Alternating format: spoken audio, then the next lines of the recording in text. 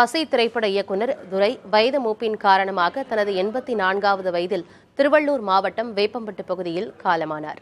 சென்னை அருகே அம்பத்தூரில் 1940ஆம் ஆண்டு பிறந்த துரை தமது திரைப்பயணத்தை சவுண்ட் இன்ஜினியராக தொடங்கி பின்னர் திரைப்பட எடிட்டராகவும் கன்னட மொழியில் துணை இயக்குநராகவும் பணியாற்றினார். அவளும் பெண்தானே என்ற பெயரில் பெண்ணை முக்கிய கதாபாத்திரத்தில் வைத்து தமிழ் மொழியில் திரைப்படத்தை இயக்கினார். தமிழ், தெலுங்கு, ஹிந்தி, கன்னடம், மலையாளம் உட்பட 5 மொழிகளில் 40க்கும் மேற்பட்ட சமூக அக்கறை கொண்ட திரைப்படங்களை இயக்கிய பெருமை பெற்றவர் துரை. சதுரங்கம், அவள் ஒரு காவியம், ஒரு வீடு ஒரு உலகம், எங்கள் வாத்தியார் போன்ற திரைப்படங்கள் மாநில விருதுகளையும், பசி என்ற திரைப்படம் தேசிய விருதையும் பெற்றுள்ளது குறிப்பிடத்தக்கது. தமிழக அரசின் கலைமாமணி விருதும் துரை பெற்றுள்ளார்.